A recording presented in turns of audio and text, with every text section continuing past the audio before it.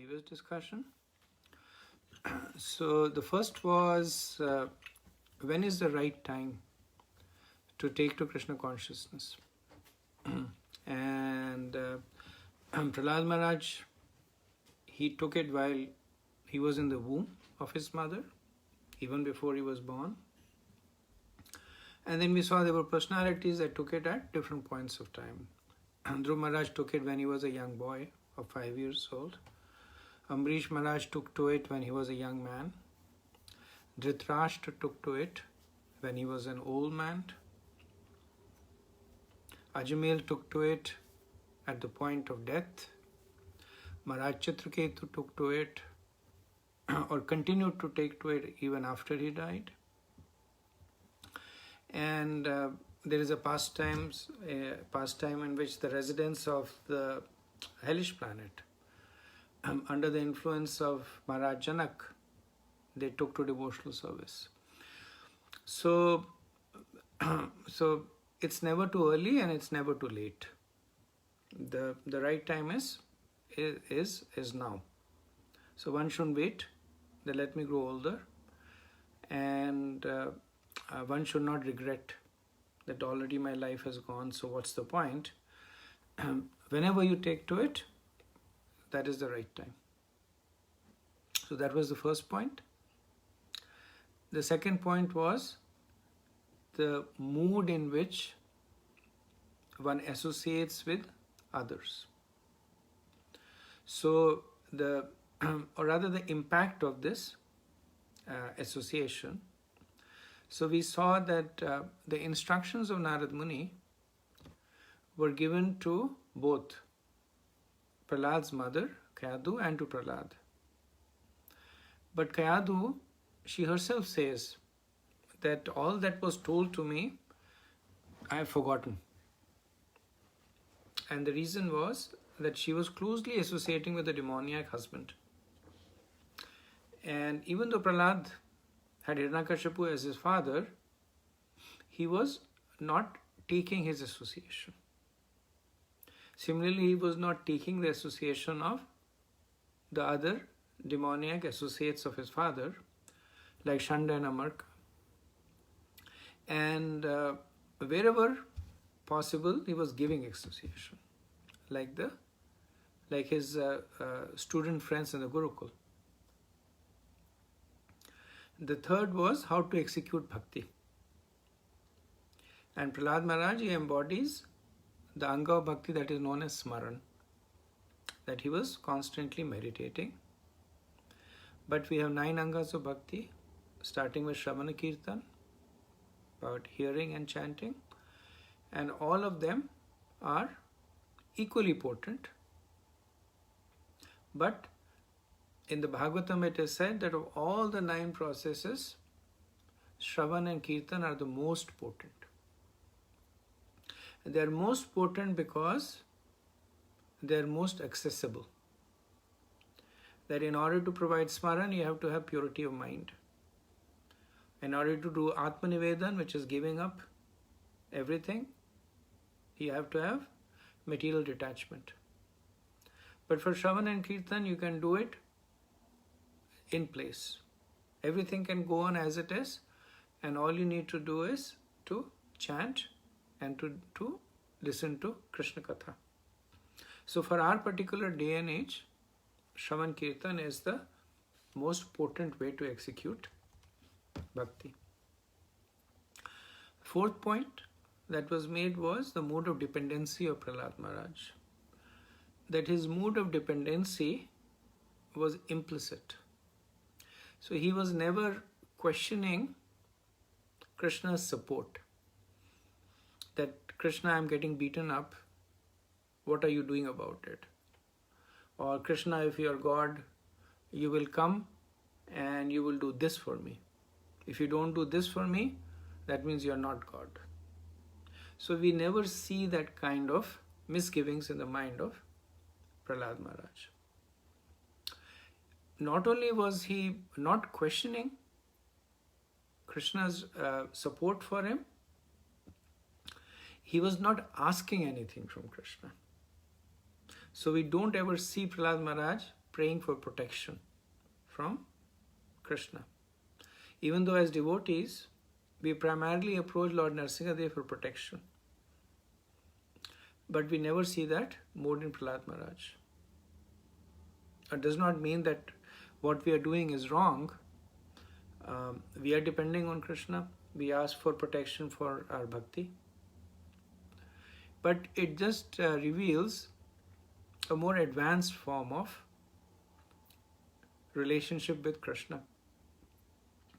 That even when Lord Narasimhadev says, I'm very happy with you, ask for any benediction, he says, I have no benedictions to ask for.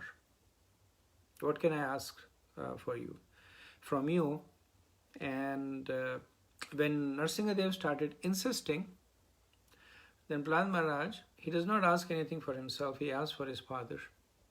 He says that, please forgive my father. So, that mode of complete dependence on Krishna without concern for self. So that lack of self-concern in Prahlad Maharaj was a reflection of his implicit faith that Krishna will take care of him. In whatever way Krishna pleases. It does not mean that Krishna takes care, that everything works out copacetic, everything works out in the way that he wants. Does not mean that. But it means that whatever form Krishna comes and takes care, that is perfection. Whether Krishna comes and protects or whether Krishna does not protect. Both of them are forms of perfection. Later on, when Krishna as Vamandev, he took everything away from Prahlad's grandson, Bali Maharaj. Then same Prahlad Maharaj was glorifying Krishna, saying that this is your protection. That taking everything away from my grandson, this is your protection. How fortunate he is. Actually, he was saying how fortunate he is that you put your feet on his head. He wasn't even overly concerned about the fact that Vamandev had stolen the 3 worlds from Bali Maharaj. So that mood of complete dependence. And then the 5th point was that when is the right time to preach. So preaching is an integral part of making our own devotional advancements. Because for one, we are followers of Mahaprabhu, and Mahaprabhu's core instruction is that whoever you see, you should preach Krishna's name. Jare dekho, tare bolo, Krishna upadesh. And one can preach in so many ways. So Bhakti Siddhanta says one can preach 24 hours a day. And then once in a while they can speak. So preaching is mostly by example. One doesn't really have to hold a Bhagavad Gita in the hand and beat it on the head of the other person. That unless you accept Bhagavad Gita, I'm going to beat you. One does not have to defeat the other person in arguments. One does not have to quarrel with the person. But preaching is inspiring the person from within. And the strongest mode of inspiration is by achar. That when other people see that this particular individual is well settled, is equipoised, not affected, is happy, then they say, as Rampal Maharaj says, then they'll come and ask you, what's the Kool-Aid that you're drinking? I need that Kool-Aid. So that's the most powerful form of preaching. One of the first disciples of Srila Prabhupada, Malati Mataji, she was also one of the first grasta So she and Shyamasundar Prabhu were husband-wife, and they had a daughter who was, again, I guess the first daughter in the movement, Saraswati. And Radhanath Maharaj tells this, that she was just a child of maybe 3 or 4 years old. And Radhanath Maharaj at that time, he was, I guess, on his quest for discovery. So he was basically, he was not really, he was favorable, but he hadn't really joined ISKCON. But he was attending ISKCON, especially when Prabhupada would speak, he would attend. And so in the first time that he joined, one of those Pandal programs was actually in Mathura, or maybe Vrindavan, on Janmashtami. And then he had all these long locks of hairs and beard like a yogi. And then he said a small girl came to him, and she said, "Do you know who God is?" And Radha Maharaj, he said, "No, I'm searching for him." And then she said, "He's Krishna. God is Krishna." So Prabhupada later on said that, see, this is preaching. Even a child can preach. And Radhanath Maharaj actually said that it made a big difference to him. He felt that he was getting the answer that he was looking for. So anybody and everybody can preach. You don't have to be an expert in the scriptures. You don't have to be a pure devotee. You don't have to be a charismatic personality. All those help in different things. But preaching is just a matter of inspiring. So these were the 5 things that we had discussed. And I'll just take a pause over here and see if there were any further realizations or any comments on these 5 things.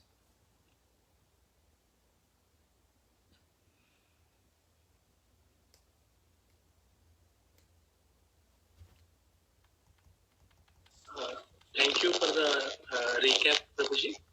Because the last class when you are teaching, like I got some other important call I need to take. I missed some part of it. But this recap really helped me to understand, if not the whole class, but at least summary. Thank you. Sure. Okay, so there are no questions. Let's proceed with the 6th. So the 6th lesson from the Pastor Prahlad Maharaj is actually very important for practicing devotees, which is how to deal with those who are not devotees. So when we see in the pastime of Prahlad Maharaj, we see that he had 3 significant conversations with his father. He might have had more, but there are 3 that are mentioned in the Bhagavatam as being pivotal or significant. So the first time when Hiranyakashipu asked Prahlad, "What is it that you have learned in your Gurukul?" Prahlad Maharaj started talking about the supremacy of Lord Vishnu. So at that time, Prahlad Maharaj was speaking in very general terms. That there is the Lord, his name is Vishnu, there are the jivas, we have a relationship that is eternal, that relationship is manifested through service. So he was essentially talking about sambandha, the nature of the relationship of the jiva with the Lord. And how did Hiranyakashipu react to it? Does anybody know how did he react to it?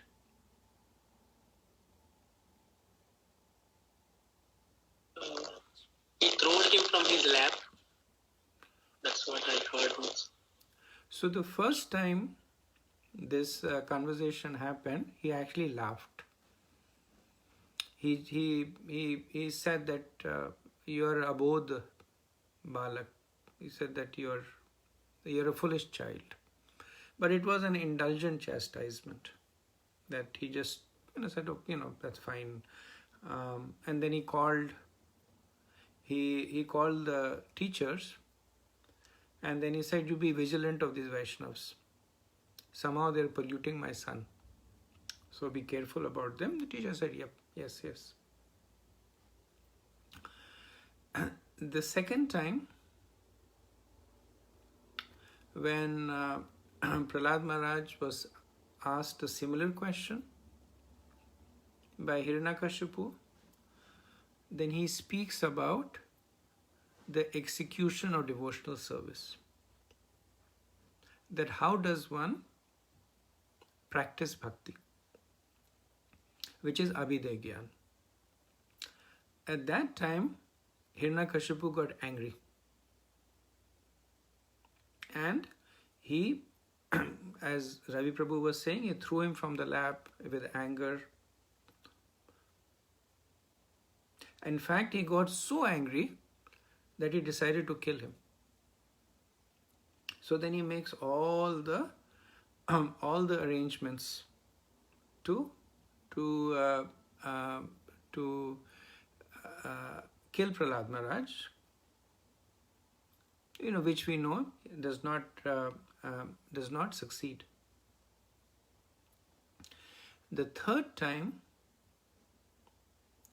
actually, Hiranyakashipu was so scared of Prahlad Maharaj that he did not even talk to him directly. He talked to him through his teachers. He asked Skand and Amar, or more accurately, Skand and Amar came to him and updated him. He said, what's going on? What's Prahlad doing? And he said, he's preaching. He is telling everybody else in the Gurukul to practice devotional service. That is prayojan. That is the maturity of one's realization in bhakti. That one begins to share one's realization with others. And at that time, he actually became fully determined to kill Prahlad Maharaj. And at that time, Lord Narasimhadev comes and personally kills him. So let's see a little bit more about the lessons that we have. So we see the mood of Hiranyakashipu going from ridicule to anger to fear. So first he was ridiculing Prahlad, that abodh balak, that you're a silly child. Then he became angry to the point that he wanted to kill him. And then he was terrified. He says that, will this child be my death? That I have so many benedictions from Brahma that even the demigods are scared of me. In fact, they were scared of the movement of his eyebrows. But this child, he's beyond my reach. So he was terrified. So this is this is a pastime where things are exemplified in extremes. But this is what we can also expect as we make progress in devotional service. That as one starts in devotional service, there will be a lot of ridicule that will be directed towards you. Some people will call you like when we had taken it through devotional service. My mother would call me Iskonites, would call me and my wife Iskonites, and other relatives, they would mostly in a mood of making fun. They would say, what are the Hare Rama Hare Krishnas doing, and how is your Hare Krishna going on, or or they would say, when are you going to the forest? So they would just like find different ways to make fun of you. That means the process is working. Prahlad Maharaj has demonstrated it. That when you see that people are making fun of you, that means the process is working. That does not mean that you're doing something wrong. It does not mean that you give it up or hide it. It means the process is working. Second stage is that of anger. The people actually become angry at you. What is it that you're doing? This is such a nuisance. When you are with us, we can't even eat proper food. Better for you not to be here. And so in different circles, whether it is family or friends, there is anger directed at you. Now, of course, Hiranyakashipu was trying to kill Prahlad Maharaj. Hopefully, none of us have that situation. But it's in different grades. People who are closer to you may get more angry. People who are a little away may just get irritated. So that comes more when you're at the abhiday stage, at the practicing stage. Because once you have started practicing, your lifestyle changes. So that which was a source of resonating, that somebody comes to your house and says, let's do this, whatever the mood is, and then you say, probably not, it's not, I have to chant my rounds, or I have to finish my deity worship, I can't get up in the morning and eat without worshipping the deities. And they say, this is such a nuisance, that you're no fun at all. So that happens at Abhiday, when you're more practicing. The third stage, which is a little different, the third stage is that Hiranyakashipu became fearful, because Prahlad Maharaj was preaching. Most of the time, in case of the devotees, the third stage is that of acceptance. That when they see that a person is firm in their following, and also they are becoming better persons. So they are non-envious, they are in more control of the senses, they have given up pride or anger or lust. So these qualities that Krishna bestows on his devotees, they're very attractive qualities. Everybody is attracted to them. Why? Because they're Krishna's qualities. Just because of these qualities, Krishna is all attractive. And because the devotees began to reflect those qualities, the devotees also become attractive. So the third stage is that people begin to accept you. They begin to adjust according to your requirements, or they will ask you for advice. In case of Prahlad Maharaj, because the pastime was used to demonstrate something else, and Hiranyakashipu was a full-on demon, he actually never reached the stage of acceptance. His anger it fructified into fear. Now, another thing that we also notice is the reciprocation of the Lord. So, in the first two stages, Krishna was protecting Prahlad Maharaj through his vibhutis. So, Prahlad was still protected, but Krishna was not there. Through his energy, he was protecting. When he was thrown from a mountain, then Krishna did not come and catch him, but he was not hurt. So these are just minor vibhutis of Krishna. But in the third case, when Prahlad Maharaj was attacked by his father because he was preaching, Krishna came personally. So that is Krishna's strong affection to preachers.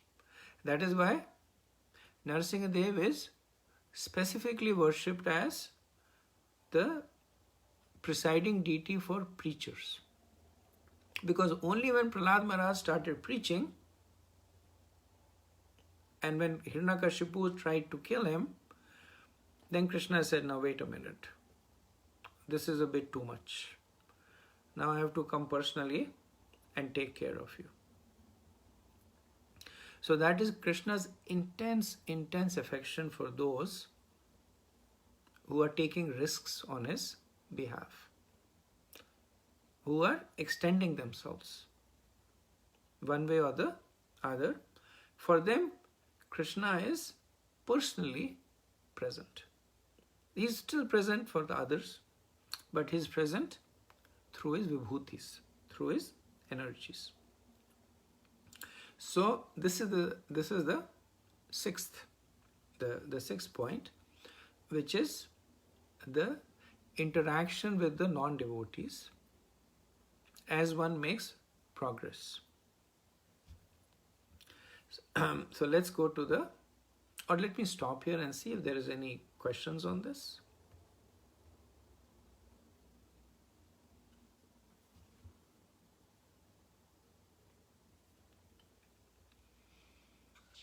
No question, Prabhu, really, but just a point that how a father is ready to kill his son is kind of unbelievable. Especially a strong father. I mean, we have seen they have a lot of attachment, and they feel because they have so much of strength, they are so potent. The son is mine, and they are usually very close or possessive. But it's very bewildering to see how a father is ready to or is trying to kill his son. True, it is. He was actually scared, that's why. Because earlier on, he was just treating it as an irritant. But it is said that of the four primordial sentiments of existence, which is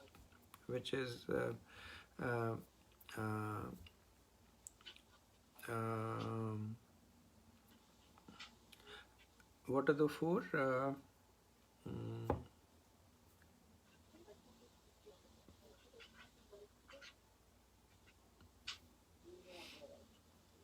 Yes, eating, sleeping, mating, and defending. So, of the four, the root of the four is defending, which is on a platform of fear. One eats because one is scared of dying. One mates because one is scared that there may be nobody to continue their lineage. And one sleeps so that the body is nourished and it continues to survive. So the fear is considered to be, Bhai is considered to be the most primordial of the sentiments of a conditioned living entity. And because of fear, one can be driven to any extremes.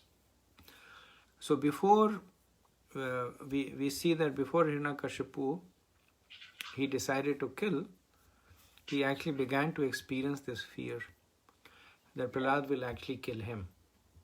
He did not know how, but he was in this mood of which most of the people in that mentality are, that either I kill or I be killed. So whenever he looked at anybody, he would evaluate it from that perspective, that either I kill that person or that person will kill me.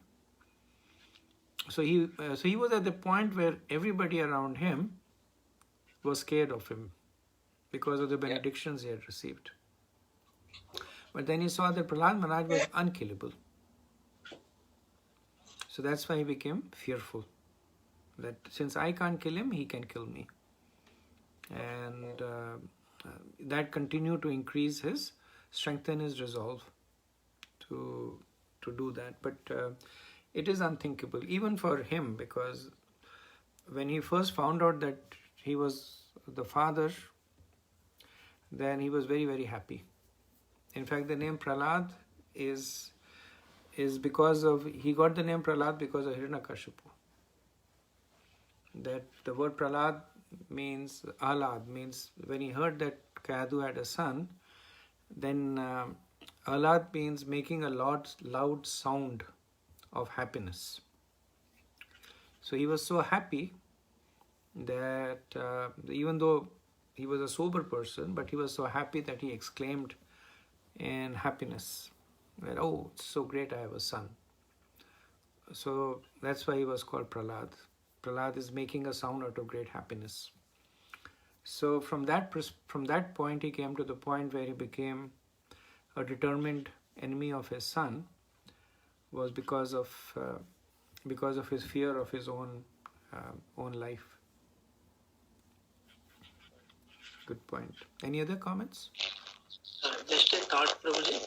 Like as Rajesh Prabhu is asking, like I was thinking that even we see in our lives, also in our society, when the son becomes a headache to the father, like many times we hear that the parents discard when son marries a girl without their consent. They discard him from their lives for years, and sometimes they join, because people are not capable like Hiranyakashipu to kill, so they leave their presence from their lives, kind of.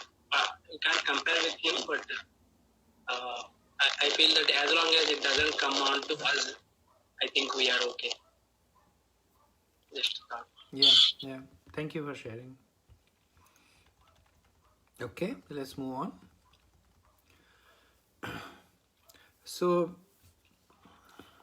the seventh lesson that we get from this pastime is that we see that after Narasimhadev killed Hiranyakashipu, what was his mood? So his mood was one of extreme anger. And acharyas say, why was he angry? Because he had come to kill Hiranyakashipu, he killed him. He had come to protect Prahlad Maharaj, and Prahlad Maharaj was protected. So mission accomplished. Generally when mission is accomplished, one has a sense of jubilation that I did this, yeah. But in Narasimhadev's case, we see that he was so angry that no one dared to approach him. That standing in front of him were great exalted personalities like Brahma, Narad Muni, and Indra, and they were there. So these are not personalities that get easily intimidated, but they were intimidated. They dared not come in front of Narsingadev. So the reason the Acharyas say is they were not really intimidated by the anger of Narsingadev, but the fact that the anger was directed at them. So the anger of Narsingadev was because of the lack of protection of his devotee, and which was the responsibility of the demigods. So Brahma, Indra, they're supposed to protect. So after having done whatever he had to do, he was, and even though he didn't have a conversation, but the mood was that what are all of you doing? How could this even happen?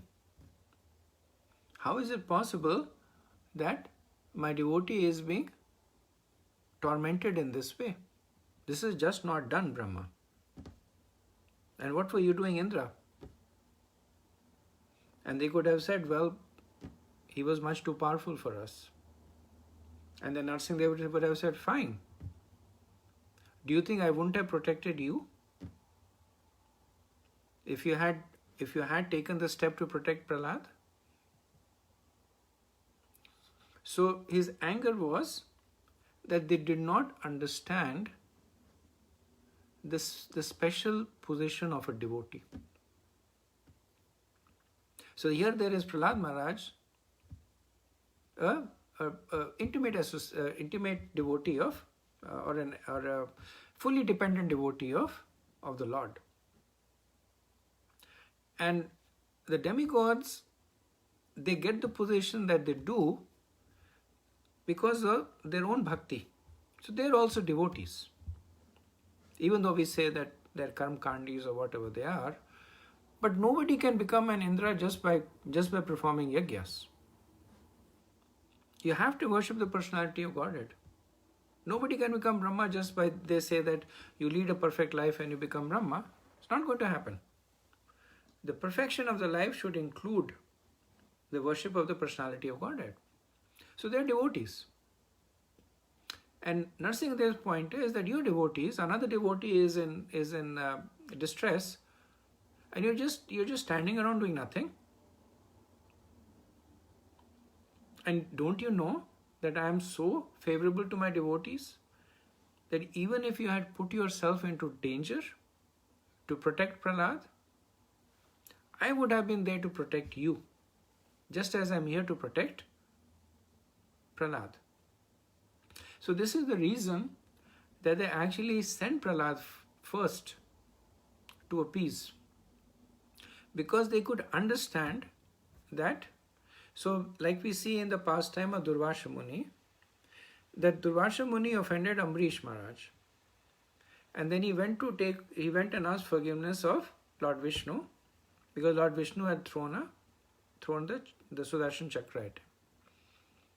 And then he said, you take forgiveness from that person that you have offended. So then Amrish goes to, Durvasha Muni goes to Amrish Maharaj and asks for forgiveness.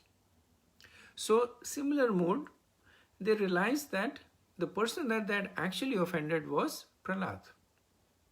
They should have protected Prahlad. Even at the cost of their own lives, they should have protected Prahlad. So when they requested Prahlad to go and appease Lord Narsingadev, the message that they were giving is, Prahlad has forgiven us now, which is why he is acting as an emissary. So we messed up, we did something wrong to your devotee, but your devotee is magnanimous. So actually that's why they say that Krishna's devotees are more magnanimous than Krishna. That Lord Vishnu was unable to forgive Durvasha. And how long did it take Amrish Maharaj to forgive him? Not even a moment. So similarly, Narasimhadev was angry at the Devas, but Prahlad Maharaj didn't take this mood that you guys were hanging around while I was being troubled, now it's time for you to pay the price. It didn't take him a moment. He just Brahma indicated go, and he right away went and started reciting these beautiful prayers to Lord Narasimhadev. So what's the lesson for us? So there are two lessons. One is the strong protection that is there, that is given by the Lord. And that's more or less a recurring theme that comes through all the lessons, that Krishna is protecting his devotees. The second lesson, which is the more important in this context, is it is our responsibility to protect other devotees. So bhakti is not about you and Krishna. Bhakti is about you, the other devotees, and Krishna. So Krishna makes this point in Adi Puran that one who considers himself to be my devotee is not really my devotee. But one who considers himself to be a devotee of my devotee is actually my devotee. The Muda Das Anudas Anudas. So many times when we are practicing bhakti, we try to make it a unidimensional exchange.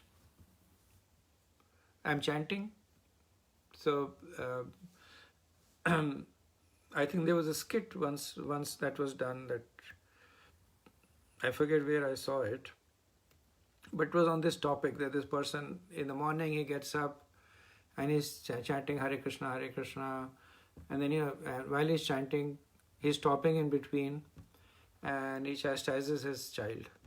Get away from this room. Can't you see I'm chanting? Get out from here. And it's Hare Krishna, and then he stops and then he chastises his wife. Make sure you make this for me. What's going on with you? And then Hare Krishna, Krishna. So while he is, so in a way, one would say that he is trying to protect his chanting. He's making sure that his child doesn't disturb him, or his wife does whatever needs to be done.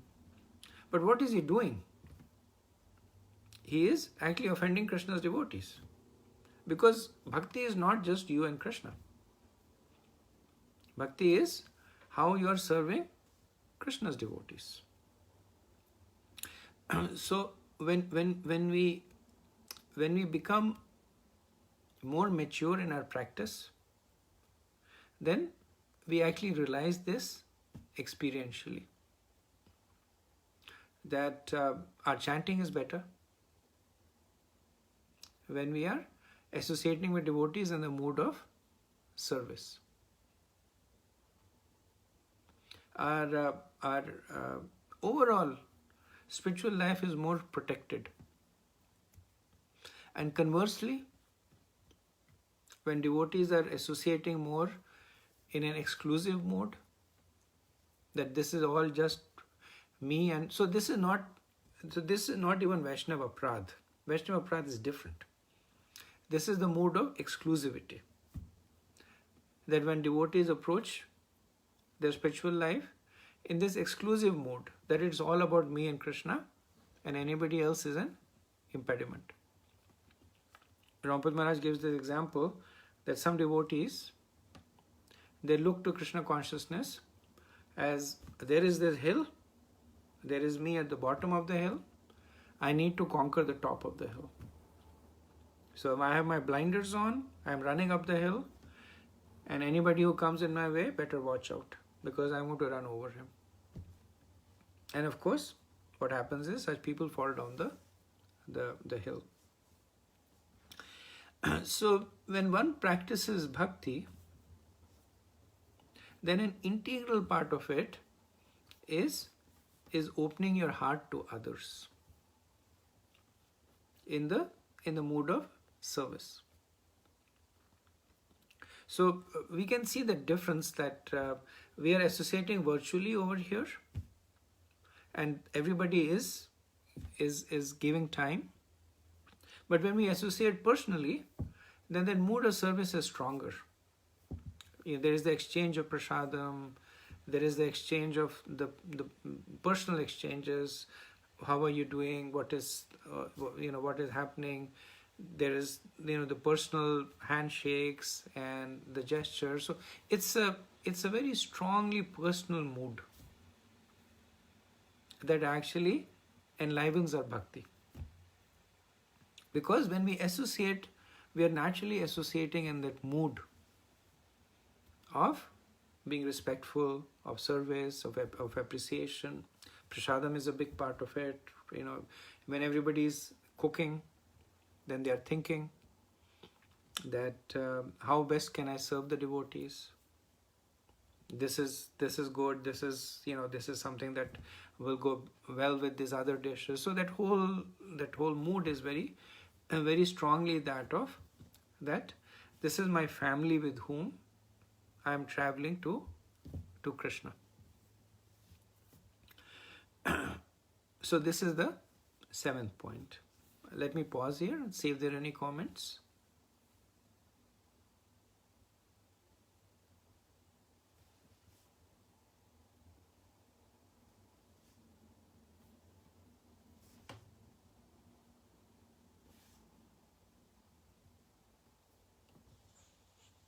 Hare Krishna Prabhu. You made a very nice point this week, because bhakti is not just between you and Krishna, because the devotees are part of the family, right? So that was rightly done. Like a lot of the time when initially new devotees comes, even I was the same, tend to be ignore the devotees and just, okay, it's between me and Krishna, and if I do rightly, it's okay. But then as you go along, you realize that relationship, the mallow between devotees, friendships and sharing with them is what needed to sustain into the bhakti. Thank you, Prabhu. Thank you for your realization. Okay, let's move on to the 8th point. So, continuing with the unfolding of the pastime, so we also notice that when Nrsimhadev was sitting on the throne angry, then so there are 2 versions of the pastime. It's called Kalpa Bhed. The understanding is they happen in different kalpas. But in one kalpa, before the Devas asked Prahlad Maharaj, they asked Lakshmi Devi that can you go and pacify him. Now in one kalpa, Lakshmi Devi actually goes and sits on the lap of Nrsimhadev. That is why we have this famous deity of Lakshmi Nrsimhadev. That Lakshmi Devi, being the wife,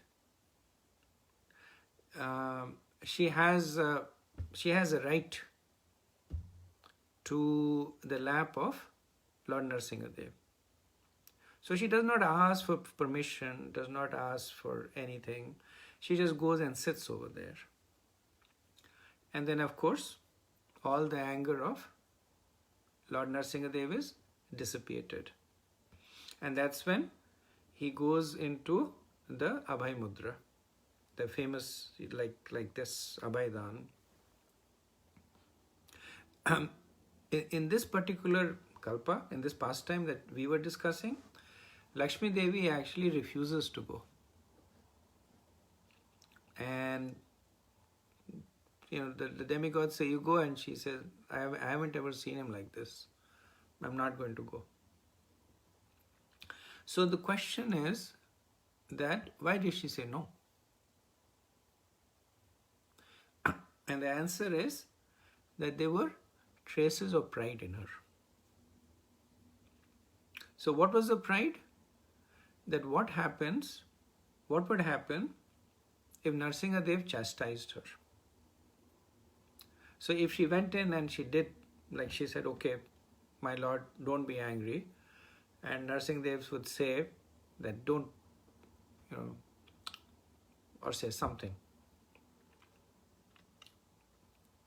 So because she had this position of being the goddess of fortune, because she had that position of being worshipable even by Brahma, she had that sense of importance. That how would it appear if me, the mother of the universe, worshipped by Brahma and Indra, is chastised? Prahlad Maharaj, he had no pride. He was like, if Narasimhadev chastises me, so what? No big deal. He is my Lord. Whether he appreciates me or chastises me, there's no difference between the two. Now, who benefited the most? Prahlad. Because when he approached Narasimhadev, then what did Narasimhadev do? He was so affectionate to him. So giving out the benediction was a minor thing. The Lord gives so many benedictions. That was not the major thing. The major thing was the very, very personal interaction. That he picks up Prahlad Maharaj and seats him on his lap. And the acharyas say that the lotus feet of the Lord is not achievable by the most exalted yogis. All they have access to is the effulgence that is emanating from the toenails of the Lord. And for that, they perform austerities for millions and millions of years. And what did Prahlad Maharaj get? He got the lap of Narasimhadev. The Lord Narasimhadev was in the mood of a lion, and just like a lion treats its cubs, Narasimhadev was actually, he was licking the head of Prahlad Maharaj.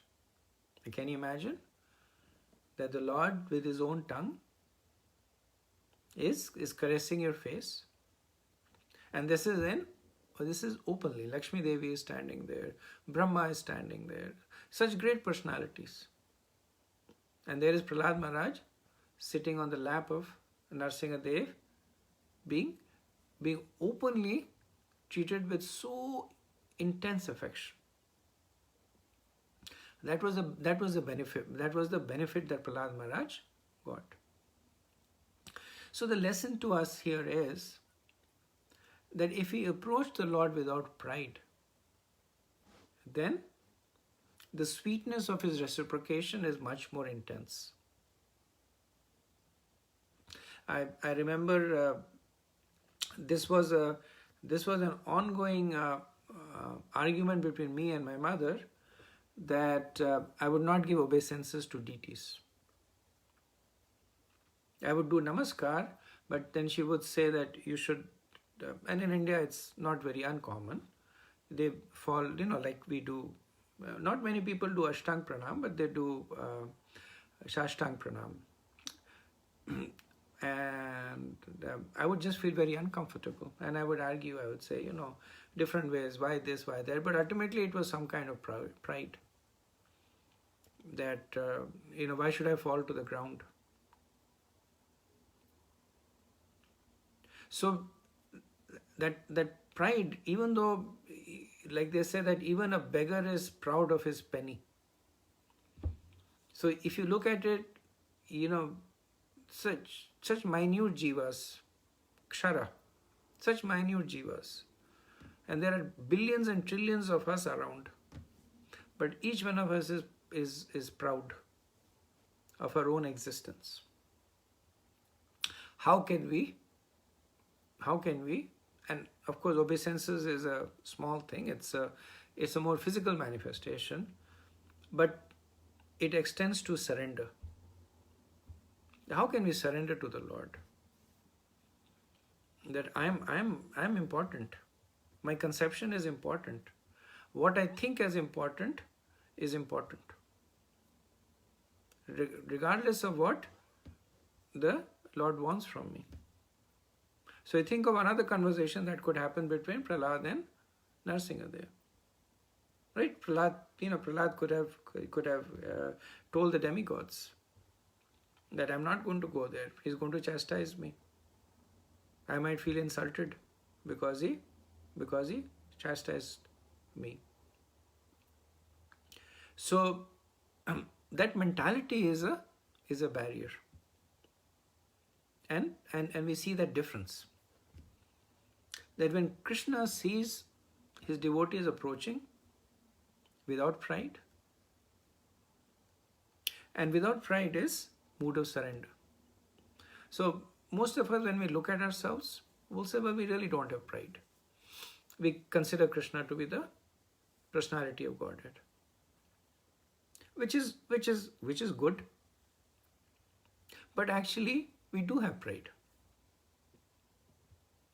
because we're constantly holding our own conceptions on a higher platform than what Krishna wants us to be at. And Krishna says, Sarvadharma Pratyaje. We say, yes, Sarvadharma, except for these 3-4 dharmas that are important to me. All the others I can give up. So the acharyas say that this is the so there is a pastime that is related in this, that there was a person, and he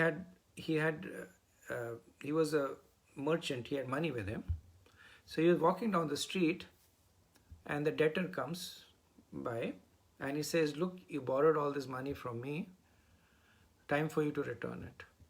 He's saying, I don't know, business is not good, give me some more time. He said, no, it's time for you to return the money.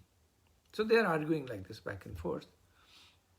And then it so happens that a band of thieves come, and they pull out a dagger. They say, give me your money. So the merchant says, okay, I owe this person so much money, let me give it to him. You can take it from him. So he takes the money, he gives it to that person, and he says, now you do whatever you want to do. So that's our mentality. When we say Sarvadharma Pratyaje, so there are many aspects that in any way are not important to us. So we give it up. We say, Krishna, we are giving this up for you. Like I don't have aspirations to becoming a race car driver. I say, Krishna, my aspiration to become a race car driver, I have surrendered unto you. So those things that have no value for me, we give up. But then those things that are of value, we keep. There we say, no, Krishna, my conception is more important. So developing that mood of prioritizing what is said by Krishna, the Shastra, Sadhu, Guru, over what we consider based on our limited understanding of ourselves. That is a potent way to get access to Krishna's very, very personal mercy. So that was the 8th point. Any comments, questions on this? Just one question, Prabhu. I always confuse with surrender. Like, who surrenders whom? Like, it's just like I am myself a thief, and then I am also myself a police, and then you're asking thief to surrender to police, because it's interchangeable role. So I am surrendering to Krishna, but mind is the one which is the obstacle, like, right? Or your mind is surrendering to Krishna. Little bit confusing. It is true, Prabhu. I think the example that you're given the analogy you're given is good. Another analogy that is also given in this context is, if a person is possessed with a ghost, and then you go to the person and then you say that you expel the ghost from your body, the person can't do it, right? Because he's already possessed by the ghost. The ghost has control of him. So you can't do it there. So, but what does such a person do? Then the person, he goes to a person who knows the art of extracting the ghost from the body. Right? So we are at this point where we are conditioned by our conditioning. So we are at the situation where we do what we think is the best, which happens to be conditioned. The meaning of the dictionary meaning of condition is to act in a predictable way. But even such a person is cured when they take shelter of one who knows how to cure. So that is why it is said that the process of bhakti begins when you take shelter of a spiritual master. So he is an expert. He knows how to extract the ghost. He knows how to correct their mentality. So earlier on, the correction comes in terms of simple instructions. Don't do this, don't do this. And then as the person becomes more and more clear-headed, then the instructions become more subtle. And they become more... So earlier on, the instructions are very... Like when the person is in elementary school, then the teacher holds the hand and says, write like this. Later on, the teacher will say, give a general instruction. So earlier on, we are at that early stage where Prabhupada and a Guru Maharaj is holding our hands and saying, do this, you know. And as you become more advanced, then the instructions become more general. Thank you, Prabhu. This is what, a lot of people say you don't need a guru, because the ego is so subtle that it will find several ways to return rather than surrender if you try alone. You're right. Yeah. Any other thoughts?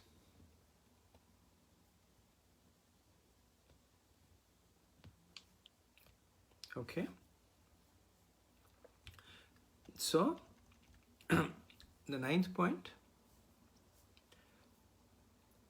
is when we see that Prahlad Maharaj was asked to approach Lord Nrsingadev, what was Lord Nrsingadev's form at that time? So he was in the Ugra Rupam. There was nothing attractive about him. So firstly, he had a form that was scary.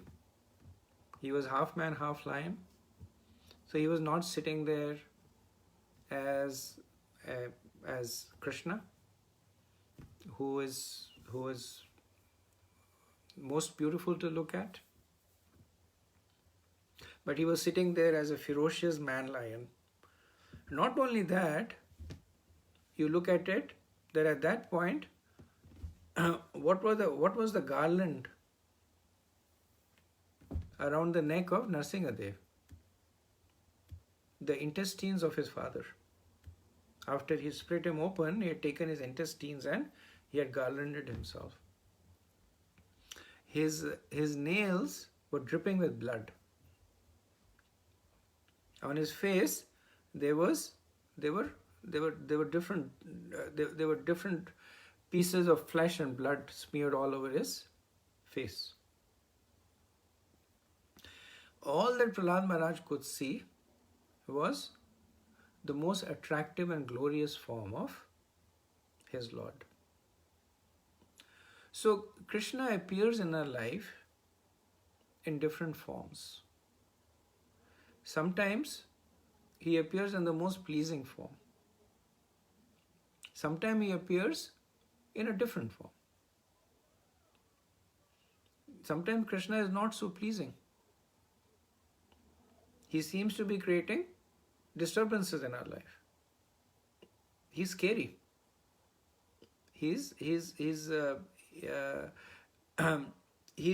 not the Krishna that we all hope and aspire to be associating which is playing in Vrindavan, or listening to his flute, or having fun with him in the forests.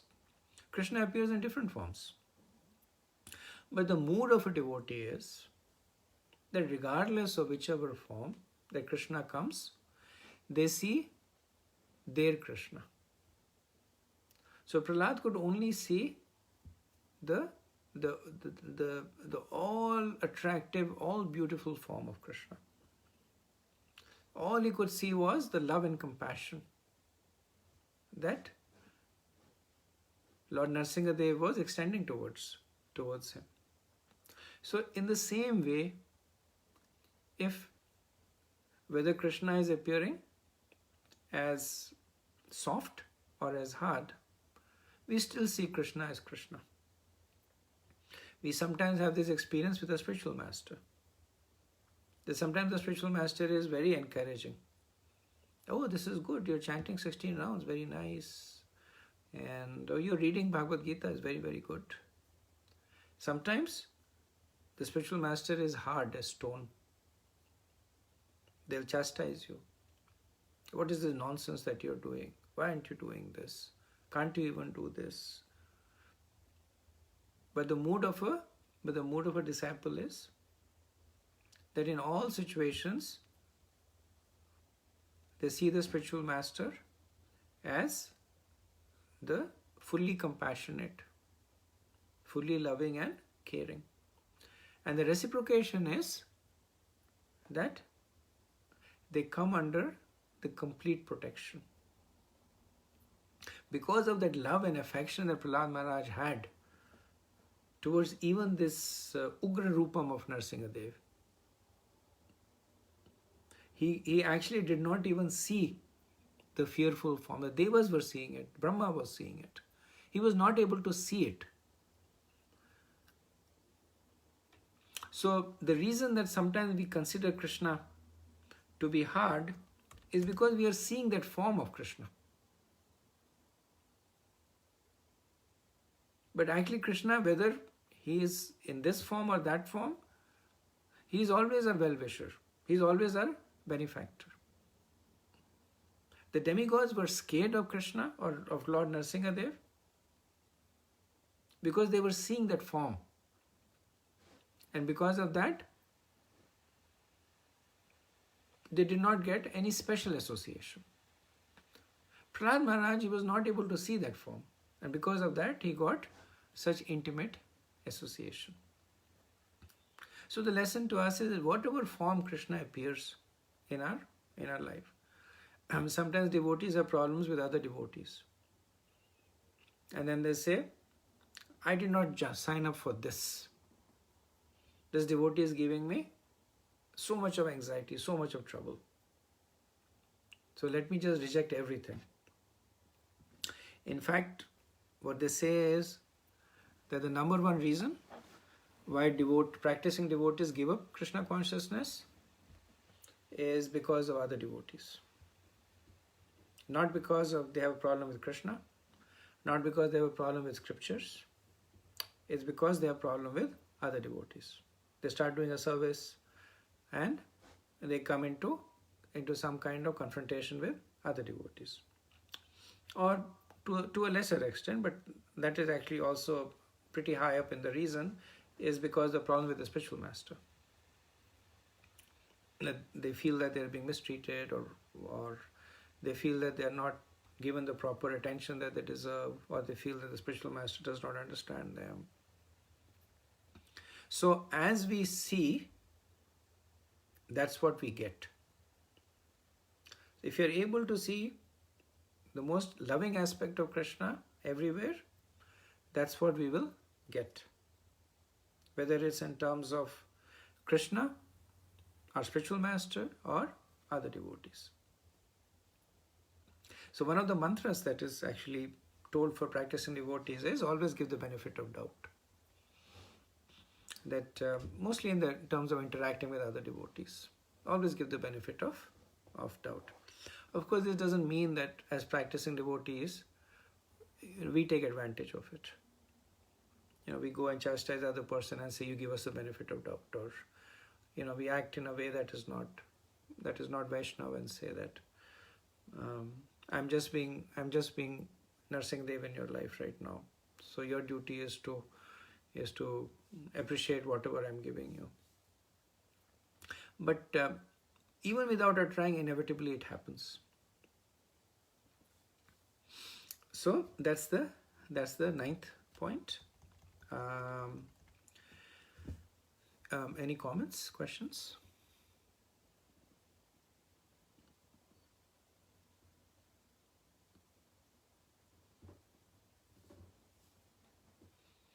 Okay, so we'll go to the 10th and the last point.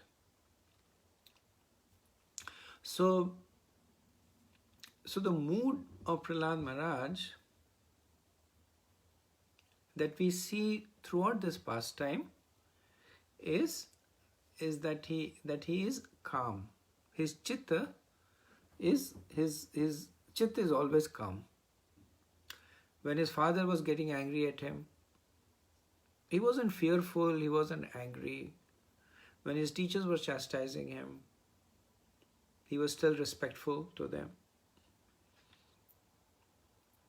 But there is one time when we do see him getting agitated. And more so we can derive it from his words as opposed to his actions. That generally his words are very pacifying words. Prahlad Maharaj had a golden tongue. Whether he was speaking with Hiranyakashipu, he would call his father as my dear king of the demons. Very respectfully he would address his father. Teachers he would address, my dear Brahmanas, my dear son of Brahmanas. But in his speech, we can see that there was one time or in one situation where we see this glimpses of agitation. And that happens when he is speaking to his friends. So if you remember the conversation that he has with his friends, and then he's very forceful at that time. That why are you wasting your time?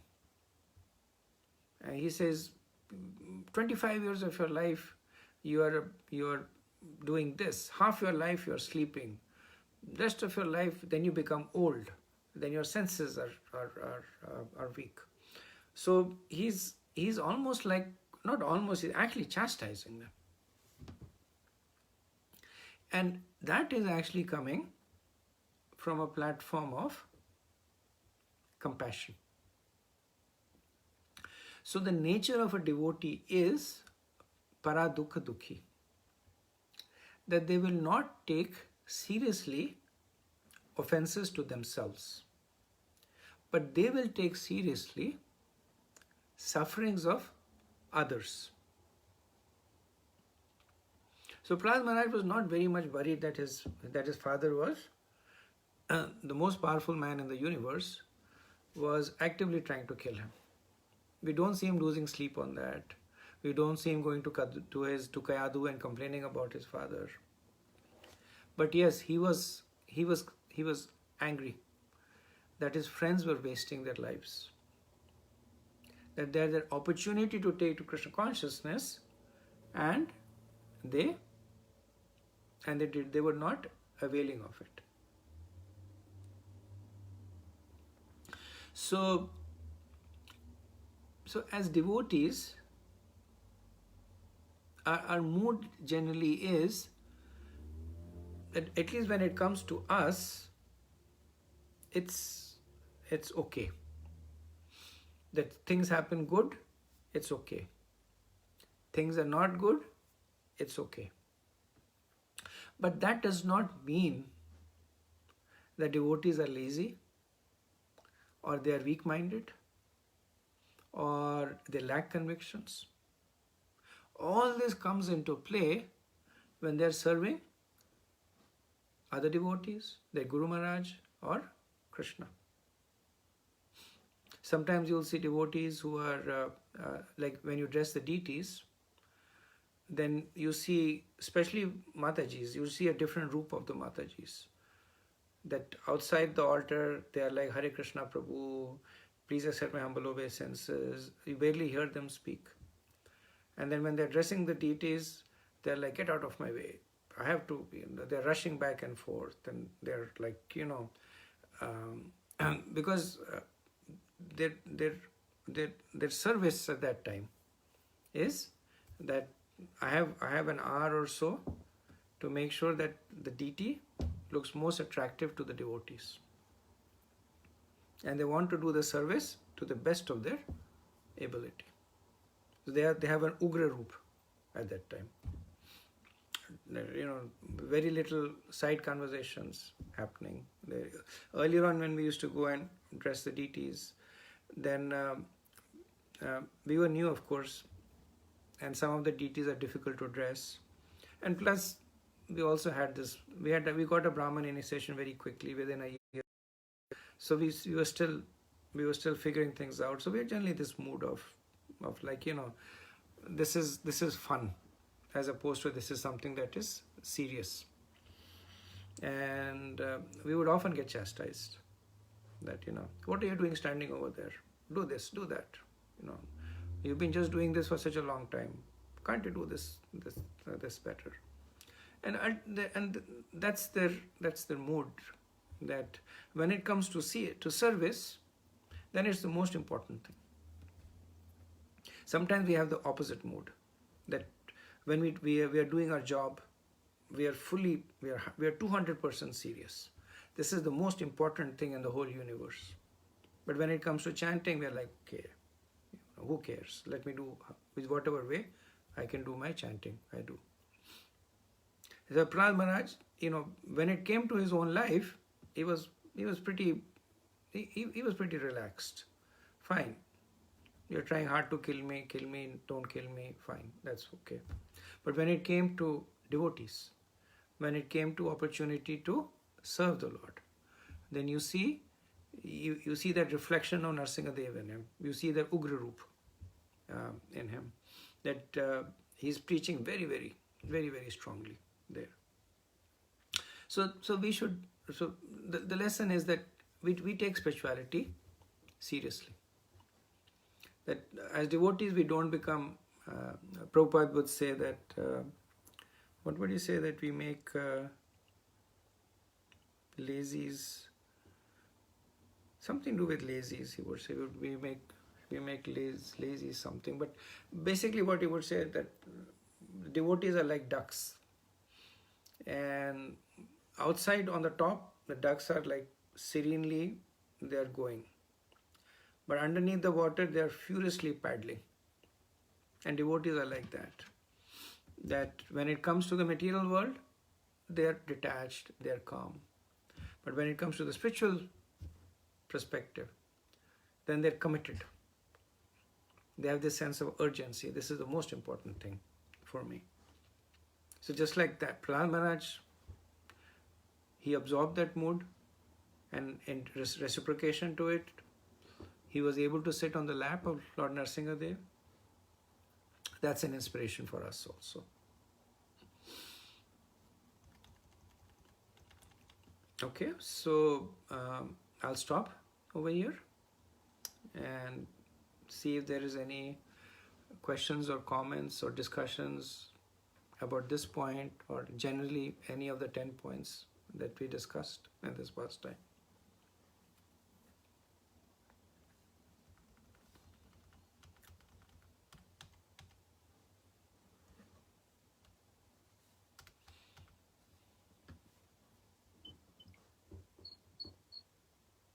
Hare Krishna Prabhu, Vaidya. Hare Krishna Prabhu. A couple of comments, a lot of stuff you said. First of all, great lecture. Thank you for that.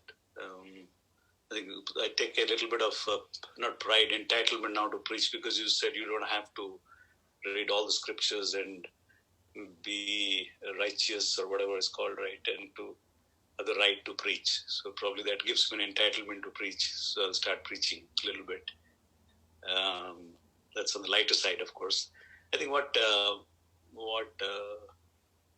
I agree in terms of an alignment is that the point that you talked about in terms of service to the devotees, is service.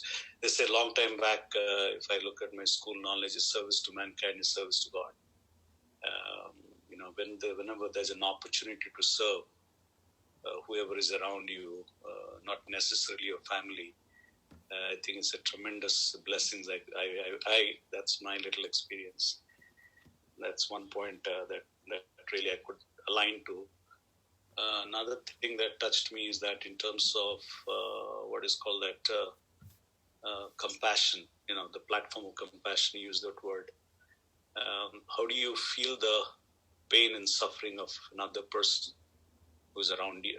It may not be your relative, may not be your anybody, but somebody's suffering. Does that bothers you, or it makes you feel a little more good because you are comparatively better off? There's always that sense of ego or, I'm better off thereby I'm feeling good. But on the contrary, does that bother you that somebody's not good, somebody's not well or not feeling good, or just by looking at him or her, you can always feel the person is in pain, in suffering. Does that bother? So I think that's a very divine quality, I call it, in terms of reflecting on that and really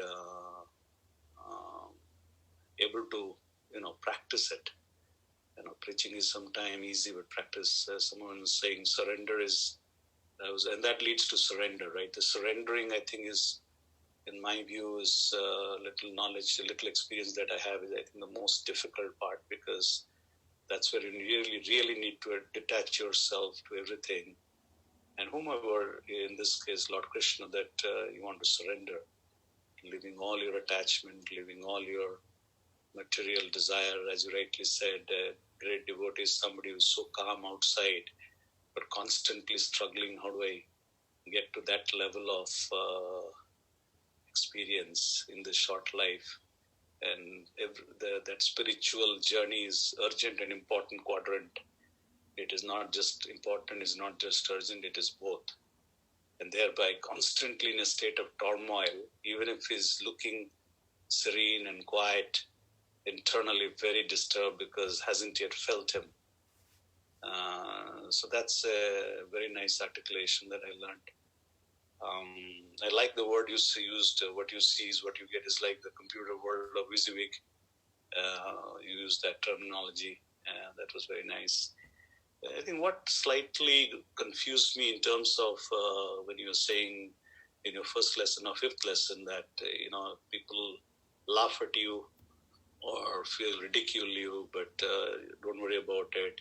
And that gets into a state of anger, and eventually the fear kind of resides in that person, which proves that he's probably now aware of the truth, and that is scared of the person, right? The scare now probably, that fearfulness dawns on him or his father. But how does, when you have fear, when you are afraid, scared, do you really know the truth? That's why you are scared, or you just the opposite, don't know the truth, that's why you are scared? Because if you know the truth, I'm not trying to challenge, just trying to understand, do you really know the truth that time? Because you'd be so much disturbed. I believe to know the truth, one has to be so quiet, so composed, so serene. Then you realize the truth, then there is no expression, because why do I need to express if I know the truth? So that part little confused me. If you could illustrate a little more, would be helpful. Thank you. Thank you, Prabhu. Thank you for sharing your realizations. Also, I'm actually happy to hear that that you've been following through attentively. It was a very nice summary that you gave. Thank you for that. So the fifth point that I made, which was the first in this discussion, was the three stages that the devotee goes through as they embark and make progress in this path of spirituality. And the first is humor or ridicule. People make fun of you. The second is anger. People will basically start resenting the fact that you're different. Third is actually acceptance. That when they see that you're steady, that you're unwavering, but most importantly, when they see the qualities that are manifesting in you as a result of practicing this process, then concomitantly what manifests in other people is the acceptance of you in terms of the path that you're following. Now, Hiranyakashipu you don't get a lot of Hiranyakashipus around you. He was an outright demon. So he never reached that state of acceptance. He basically took a little bit of detour and went to the stage of, stayed at the stage of anger. And that anger then morphed into fear at some point of time. But we are lucky that we don't have, we don't have that kind of Hiranyakashipus around us. Most of the people around us that we associate with are our well-wishers. And the anger is really more directed towards, it's like, I can give you from personal example. My mother was worried that I might give up my job or I might leave my family. So her anger was more directed towards my well-being. That am I being immature? Did I get brainwashed? Am I just taking a decision capriciously that might impact my career and the welfare of my wife and my child, and etc. So it was really coming from a platform of concern from me, which is what we mostly experience. Because people that you don't have a relationship with, what does it matter? Whether they are respectful or disrespectful, whether they are angry or happy, it doesn't matter. Because you don't care about them anyway. The ones that you care about are the ones who are close to you. And because they have natural affection to you, when they see that you are diligently practicing this, they're seeing your lifestyle is improving. They see that you're becoming a better person. Then yes, it will morph into acceptance. And again, it does not really go stage 1, stage 2, stage 3. Even to this day, we've been practicing for about 25 years now. Even to this day, people make fun of us. If there is occasion, when we go back to India, we can almost anticipate it happening. That, there is generally some kind of a get-together, all the family members come in. And inevitably at some point somebody would say that, because of Facebook, everybody knows, I have these discussions, and they would say that, you speak a lot on Facebook, you give us some pravachan. And they have, plates full of food in front of them, and, there's music going on in the back, and they're saying, give us some pravachan now. So, they really don't want to hear pravachan or anything, they just want to have fun at your expense. So it all continues, but the predominant mood changes. It changes initially from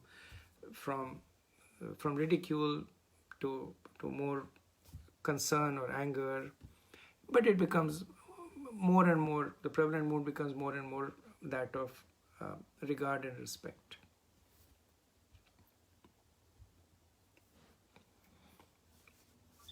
Yep. Thank you. Thank you, Prabhu. So we can have our prayers for Lord Nrsingadev, and then after that we can chant one round. Do we have the children ready?